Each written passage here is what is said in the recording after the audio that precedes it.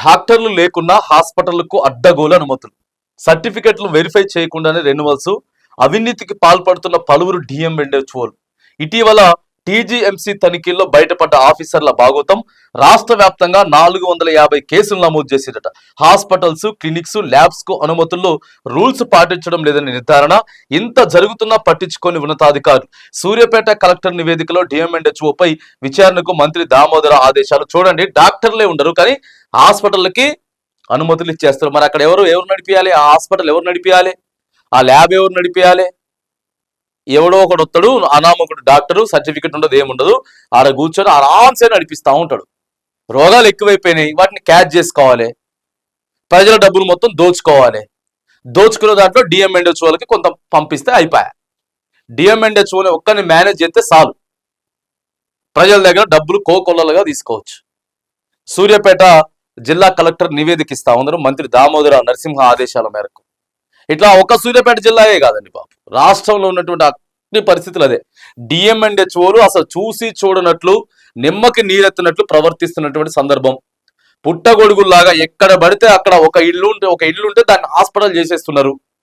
ఇక ఆయన ఒక బోర్డు పెట్టుకుంటాడు, ఎండి అని పెట్టుకుంటాడు, ఇంకోటి అన్ని పెట్టుకుంటాడు. ఆ రామ్సే ఆయన డాక్టర్గా ఆడ చలామణి అవుతా ఉంటాడు. దానికి కొద్దిగా ప్రమోటర్లు ఉంటారు, హాస్పిటల్ని ప్రమోట్ చేస్తుంటారు. అక్కడ ఒక ఆర్ఎంపీ, ఇక్కడ ఒక ఆర్ఎంపీ, లేకపోతే ఆయన ద్వారా ఏం ద్వారాగా కొద్దిగా సర్క్యులేట్ చేస్తారు. సర్క్యులేట్ చేసి హాస్పిటల్కి రప్పించుకుంటారు. ఆయన రోగం తగ్గకుండా అట్లనే మెయింటైన్ చేస్తుంటారు. ఆయన దగ్గర తీసుకున్న ఆ మెడికల్ షాప్లోనే మెడిసిన్స్ తీసుకోవాలి, హాస్పిటల్లో మెడిసిన్ ఎక్కడే.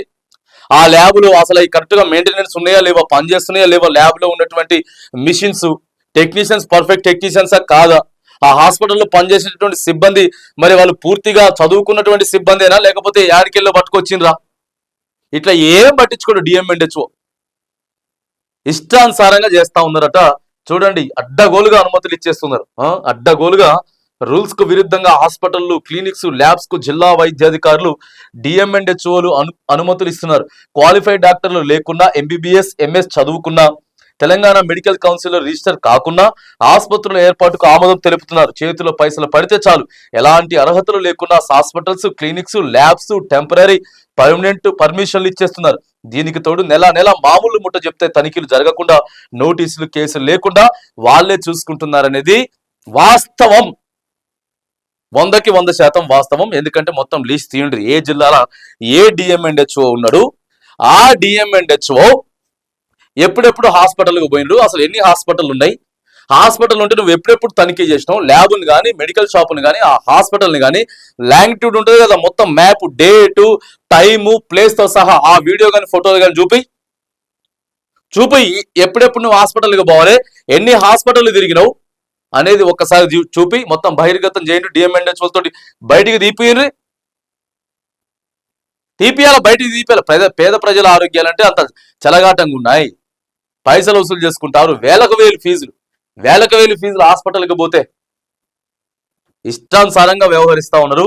డిఎంఎండ్హెచ్ఓల మీద మొత్తం ఎంతమంది అయితే ఉన్నారో డిఎంఎండ్హెచ్ఓలు 33 జిల్లాలకి మొత్తం కూర్చోబెట్టి పిచ్చ క్లాసు బీకి మొత్తం ఎక్కడికక్కడికి సీసీ ఫుటేజీలు ఏర్పాటు చేసుకొని ల్యాండ్ ఒక ఆఫీసర్ని పెట్టాలి. ఈ డిఎంఎండ్హెచ్ఓల్ని పర్యవేక్షణ చేయడానికి ఒక ఆఫీసర్ని పెట్టాలి. నువ్వు ఎప్పుడు పోయినావు ఆసుపత్రికి, దానికి సంబంధించిన ఫోటోలు, వీడియోలు మొత్తం స్క్రూటినీ చేయాలి, ఓ సాఫ్ట్వేర్ పెట్టాలి. అవసరమైతే డిఎంఎండ్హెచ్ఓ హాస్పిటల్కి పోయిన తర్వాత అదొక తంబేయాలి. డిఎంఎండ్హెచ్ఓ ఇవాళ ఎన్ని హాస్పిటల్ తిరిగింది అనేది మొత్తం లెక్క కావాలి. రోజు తిరగాల డిఎంఎండ్హెచ్ఓ, తిరగడు. ఆరాంసే ఏసీ రూమ్ లో కూర్చొని మధ్యవర్తిని ఒకరిని పెట్టుకొని ఆ హాస్పిటల్ నుంచి పైసలు వచ్చినాయా, ఈ డాక్టర్ నుంచి పైసలు వచ్చినాయా, ఆ మండలం నుంచి పైసలు వచ్చినాయా, ఇదే ముచ్చటగా ఇష్టానుసారంగా వ్యవహరిస్తా ఉన్నారు. ఇవాళ మొత్తం ఆగమాగం పట్టించారు హాస్పిటల్. ఎవడు మంచి డాక్టరు, ఏది మంచి హాస్పిటల్, ఏ మంచి మందులు అర్థం కానటువంటి పరిస్థితి ఉన్నది. అర్థం కానటువంటి పరిస్థితుల్లో లాస్ట్కి చనిపోతుండు పేదోడు. చనిపోతా ఉన్నాడు. అయినా కూడా మార్పు రావట్లేదు. ఇప్పటికైనా సరే సీరియస్ గా దృష్టి పెట్టకపోతే గంతే సంగతులు అయితే. ప్రభుత్వం మాత్రానికి సీరియస్ గా యాక్షన్ అయితే తీసుకోవాలి. ఎందుకనంటే చాలా బయటకు వస్తా ఉన్నాయి, ఇవన్నీ చాలా బయటకు వస్తా ఉన్నాయి. అర్హత లేని వారితో ట్రీట్మెంట్ చేస్తున్నారని సూర్యాపేటలో ఇటీవల అధికారులు సీజ్ చేసినట్టు ఒక హాస్పిటల్ మొత్తం సీజ్ చేసి పడేయాలి. సీజ్ చేయాలి, చిన్న ప్రెస్ మీట్ ఏర్పాటు చేయాలి.